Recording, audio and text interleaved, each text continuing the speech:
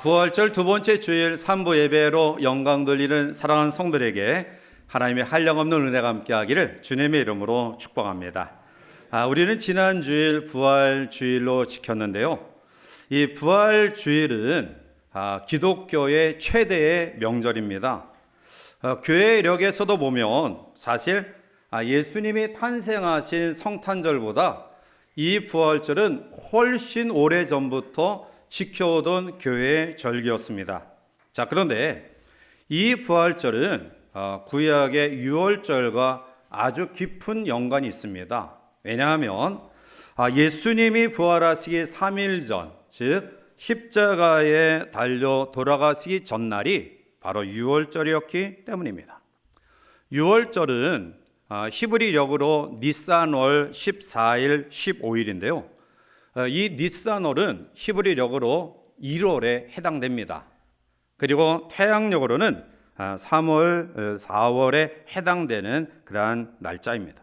자, 그런데 이로 말미암아 사실 2세기 경까지는 교회가 대체로 니산월 14일, 15일을 부활절기로 지켰습니다. 그런데 동방교회와 서양교회가 이 날짜 문제로 또 논쟁이 있었고요. 이 논쟁을 종식한 회의가 325년에 있었던 니케아 종교회의입니다. 이 니케아 종교회의 때에 매년 춘분이 지나고 첫 번째 보름이 지난 주일을 부활주일로 지키기로 결정했고요. 그 이후에 오늘까지 그것을 준행하여 부활절기를 잡습니다. 그래서 부활주일은 해마다 그 날짜가 다르게 지켜지는 이유가 바로 이러한 이유 때문입니다. 그래서 올해는 지난 3월 21일이 춘분이었고, 그리고 춘분이 지나고 첫 번째 보름이 지난 첫 번째 주일이 4월 9일 지난주여서 우리가 지난주일 부활주일을 지켰고요. 또 계속해서 지금 부활절 기간을 지내고 있는 것입니다. 자, 그런데 우리가 부활절을 맞이하고 또 예배를 드리면서 사실은 교회 가운데서는 평소 예배 때 행하지 않던 여러 가지 예식들을 준비해서 이 부활절일 날 행합니다. 예를 들면 성찬식이나 또 아니면 세례식이나 이러한 절기에 이러한 예식들을 드리는데, 특별히 우리가 부활절기를 맞이하고 또 지내면서 의존적인 어떤 형식이나 의식에 국한된 정도로 우리가 부활절을 맞이하고 지내는 것이 아니라 부활의 이 놀라운 은혜가 우리의 삶 속에 실제적으로 어떻게 적용되어져야 되느냐, 이러한 것들을 더 깊이 묵상해야 됩니다. 즉 부활주일을 보내면서 생명 부활을 위해 과연 우리는 어떠한 삶의 모습을 가지고 살아가야 되느냐라는 사실입니다. 부활 승천하신 예수님께서 마지막 최후의 말씀을 우리에게 주십니다. 사도행전 1장 8절에 오직 성령이 너에게 임하시면 너희가 권능을 받고 예루살렘과 온 유대와 사마리아 땅끝까지 이르러 내 증인이 되리라 하시니라 말씀합니다.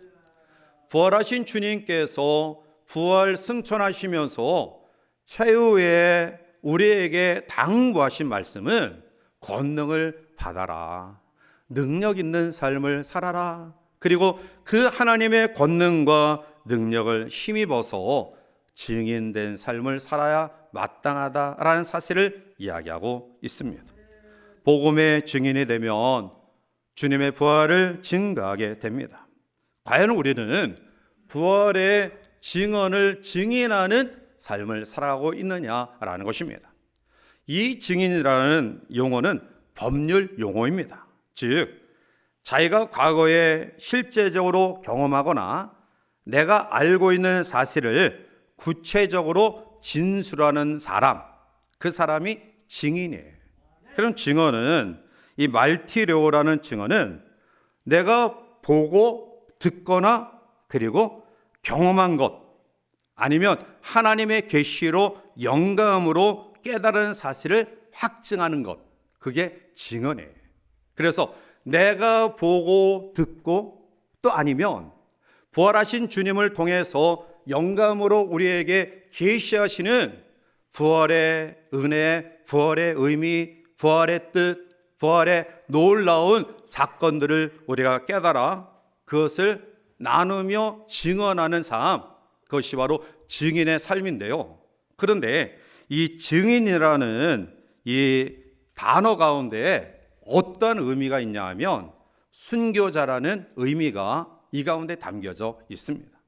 따라서 우리가 복음의 증인이 됩시다, 하나님의 복음을 전하는 증인의 삶을 삽시다 라고 우리가 아주 자연스럽게 이야기하지만 그 고백 속에는 어떠한 각오가 있어야 되느냐. 사도 바울처럼 하나님의 복음을 증거하는 일을 마치려면은 나의 생명을 조금도 귀한 것으로 여기지 않겠습니다. 즉 생명을 다하여 순교의 자리까지 나가고자 하는 결단과 다짐이 있을 때 복음의 증인 됩시다, 우리는 증인의 삶을 살아가야 됩니다라고 이야기할 수 있는 것입니다.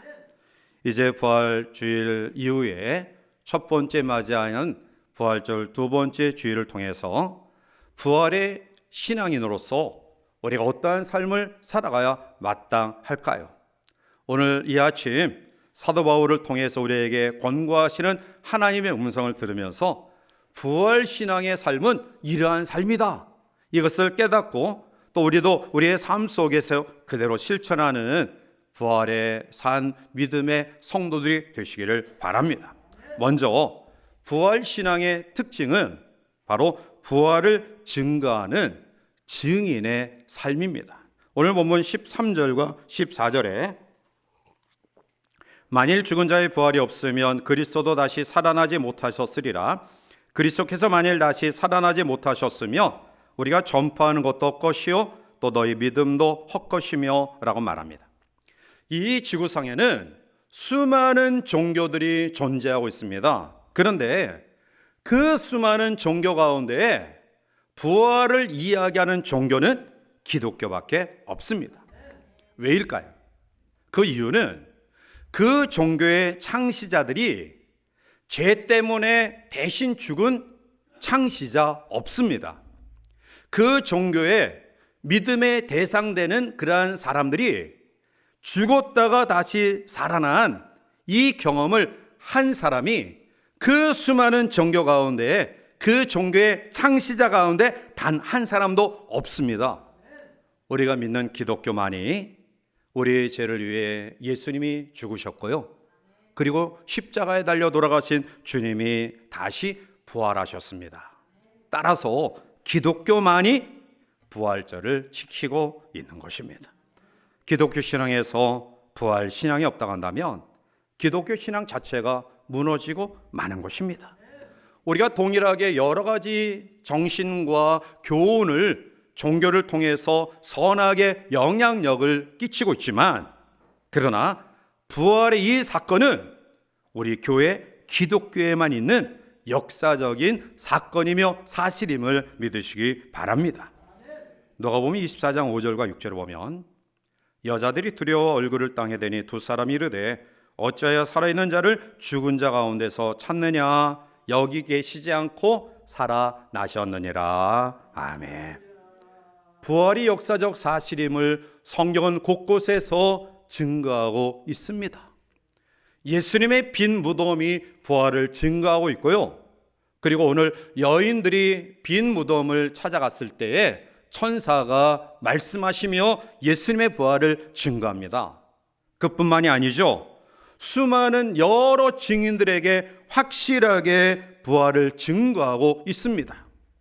고린도전서 15장 3절 이후에 보면 내가 받은 것을 먼저 너에게 전하였노니 이는 성경대로 그리스도께서 우리 죄를 위하여 죽으시고 장사 지낸 바 되셨다가 성경대로 사흘 만에 다시 살아나사 제일 처음에 게바에게 보이시고 후에 12 제자에게와 그 후에 500여 형제에게 일시에 보이셨나니 그 중에 지금까지 대다수는 살아있고 어떤 사람은 잠들었으며 그 후에 야고보에게 보이셨으며 그 후에 모든 사도에게와 맨 나중에 만삭되지 못하여 난자 같은 내게도 바울에게 보이셨다라고 이야기합니다.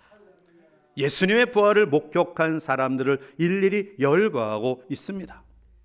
우리가 어떠한 것들을 이제 합리화시키기 위해서 몇 사람의 그 증인들을 세워요.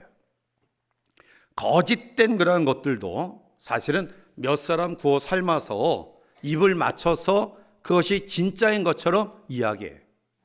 그러나 수십 명, 수백 명, 그리고 수많은 사람들이 이 똑같은 사건에 대해서 동일하게 이야기할 수 있는 것은 사람이 만들어낸 가설이나 또 사람이 이러한 것들을 계획해서 이룰 수 없는 것입니다. 이와 같이 부활의 산 놀라운 은혜를 경험한 사람들이 수없이 많아요. 그리고 주님은 부활 승천하셨지만 오늘도 열방 속에 흩어져 생명을 아까워하지 아니하고 부활을 증거하는 수많은 사람들이 주님의 부활이 거짓이 아니다, 참된 것이다 라는 사실을 증명하고 있습니다. 처음에 부활을 믿지 못했던 제자들 어떠했을까요? 연약했죠. 또한 자기의 생명을 지키기 위해서 그들은 비복한 자의 모습으로 도망갔고요. 아니면 모여있다 할지라도 빗장을 굳게 걸어 잠근 채 그 안에서 두려워 떨고 있었습니다. 그런데 부활의 주님을 만난 이후에 그들이 어떻게 변화됐습니까? 고난과 심지어는 죽음을 불사하고 그들이 보고 듣고 체험한 부활의 놀라운 사실을 담대하게 증거하는 증인으로 변화되었습니다. 부활하신 주님이 누가복음 16장 15절에 또 이르시되 너희는 온 천하에 다니며 만민에게 복음을 전파하라 명하셨고요.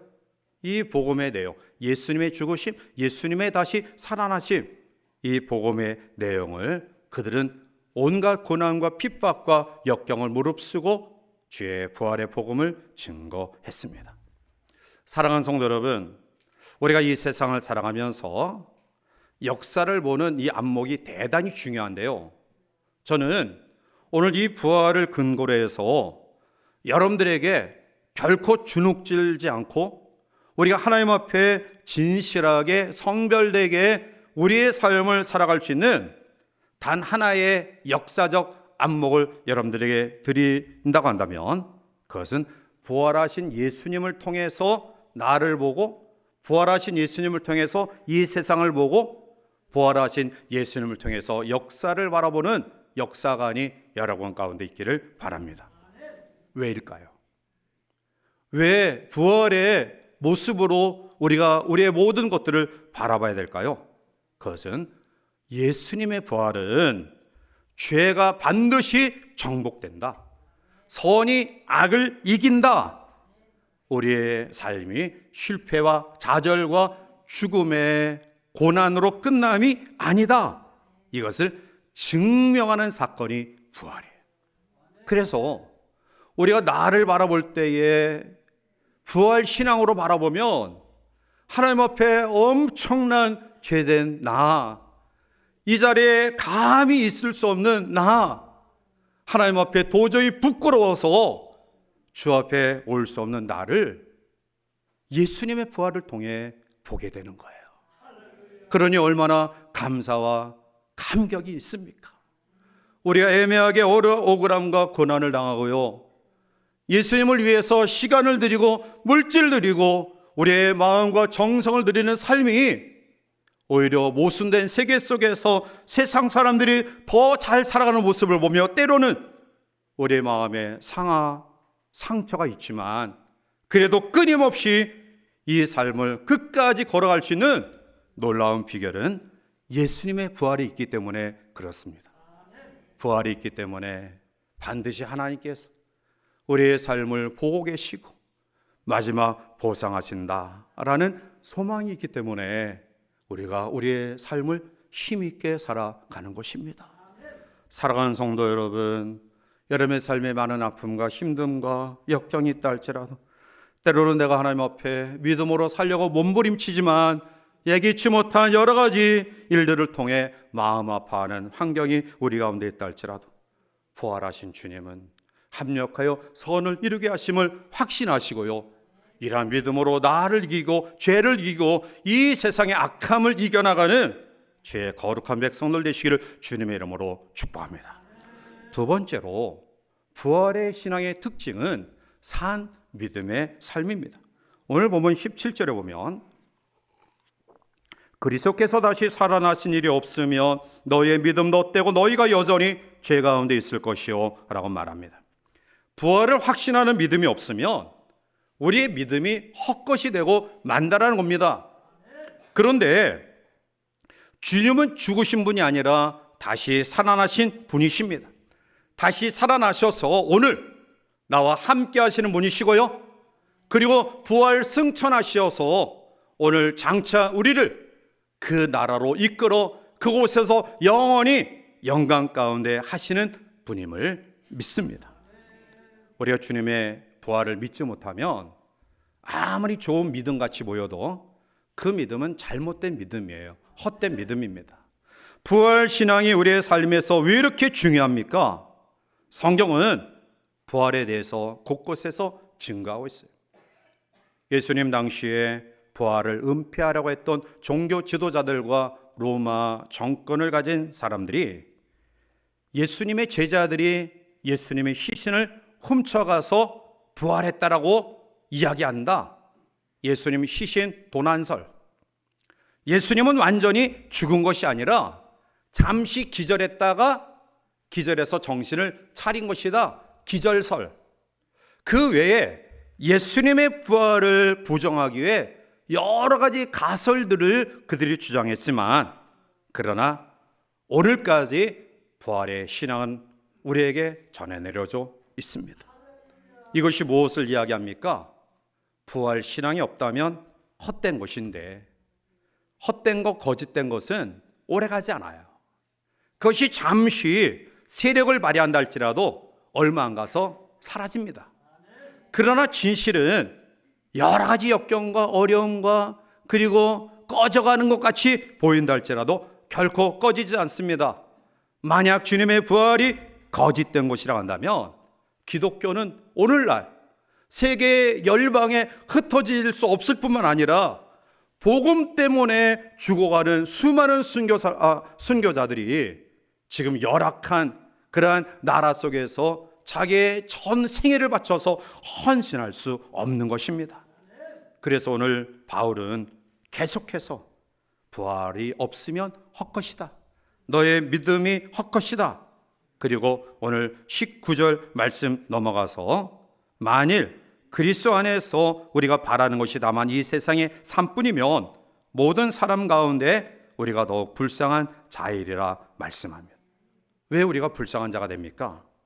그것은 부활을 위해 열심히 주님을 믿고 섬기며 살았는데, 그런데 죽음으로 끝나면 그보다 더 어리석고 안타깝고 불쌍한 삶이 어디 있습니까? 만약 기독교에서 예수님의 부활이 없다고 한다면 고난과 역경 그리고 희생, 이 모든 것들이 보상 없는 고난, 희생, 죽음만을 강조했을 것입니다. 그런데 여러분, 제자들의 방황을 구한 것이 뭐냐? 예수님의 부활하심이에요. 제자들의 갈등을 끝마친 것이 무엇이냐? 예수님의 부활하심이고요. 제자들의 연약함을 종지부했던 사건이 무엇이냐? 그것은 예수님의 부활입니다. 부활이 있었기 때문에 그들은 믿음을 회복했고요, 부활이 있었기 때문에 소망이 없던 심령의 새 힘을 얻게 된 것입니다. 따라서 예수님의 부활은 우리의 믿음이, 우리의 헌신이, 우리의 희생이 결코 헛된 것이 아니다. 반드시 하나님 앞에 미래가 있는 희망적 사건임을 우리에게 가르쳐주고 있는 것입니다. 오늘 우리 가운데 역사하시는 산 믿음의 삶, 그 부활 신앙을 통해서 나를 이기고 죄악을 이기고 이 세상의 모순된 것들을 극복하며 살아가는 참 믿음의 성도를 되시기를 주님의 이름으로 축복합니다. 마지막 세 번째로 부활의 신앙의 특징은 소망의 삶입니다. 오늘 19절에 만일 그리스도 안에서 우리가 바라는 것이 다만 이 세상의 삶뿐이면 모든 사람 가운데 우리가 더욱 불쌍한 자일이라 말씀합니다. 부활 신앙이 없으면 이 세상만 존재하고 영원한 세상은 없다는 거예요. 따라서 부활 신앙을 가진 성도는 이 세상만을 위해 살아가는 사람들 아닙니다. 천국을 소망하며 살아가는 사람들이에요. 천국의 소망이 있기 때문에 오늘 우리는 이 광야, 모순된 고통의 환경 가운데서도 인내하고요, 또 소망 가운데 살아갈 수 있는 거예요. 우리는 이 세상에서 가장 행복한 사람들임을 믿으시기 바랍니다. 가난해도 병이 들어도 때로는 사업이 잘 안 되고요, 우리의 계획이 이루어지지 않아도 억울하게 고난을 당해도 우리는 부활 신앙이 있기 때문에 가장 행복한 사람들임을 확신하시기 바랍니다. AD 54년에 17살의 나이로 즉위한 네로는 자칭 예술가다라고 칭하면서 자아도취에 빠져있던 그런 사람인데요, 사실 그는 정서적으로 굉장히 불안감이 많은 그러한 사람이었습니다.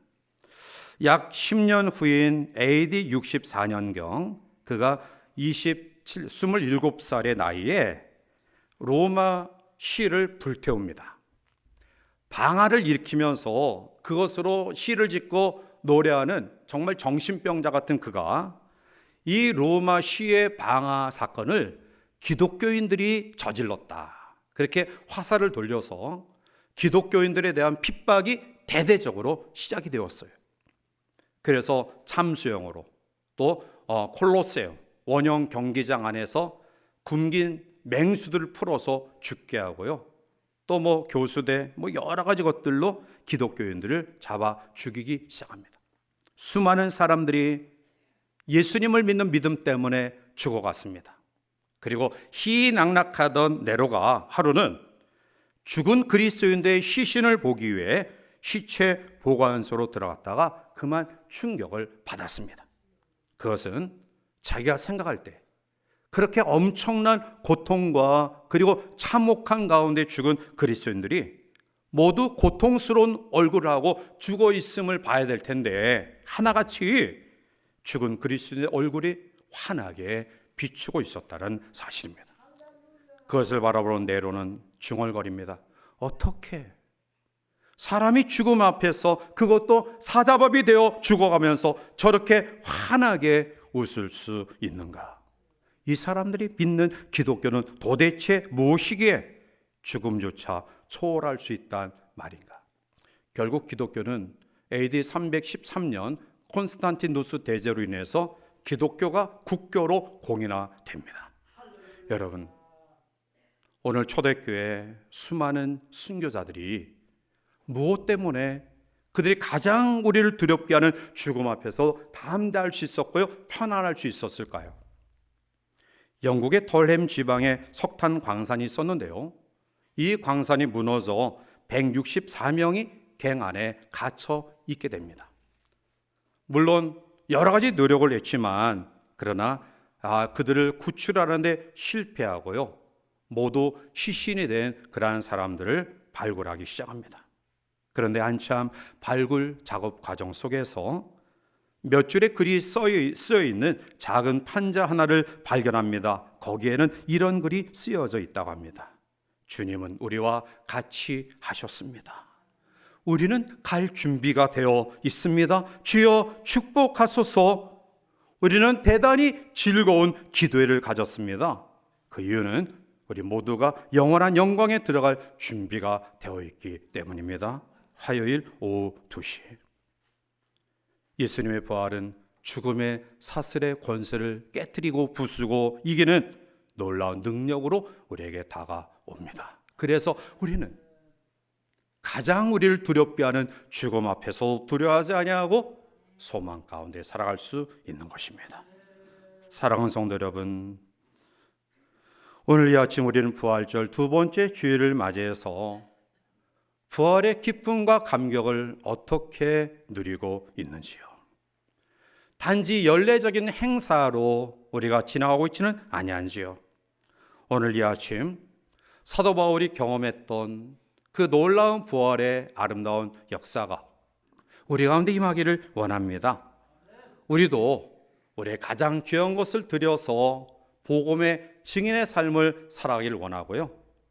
먼 전의 역사로 주님을 바라봄이 아니라 오늘 현재 나와 함께 하시고 나와 동행하시고 나를 위로하시고 나에게 용기 주시는 산 믿음의 삶으로 더 나아가 우리의 남은 생애를 하나님께 내어 맡기고 먼 훗날 우리가 들어가 영광 가운데 거할 그 영생의 소망으로 오늘 우리의 삶을 좀 더 힘차게 당당하게 살아가는 귀한 성도이시길 바랍니다.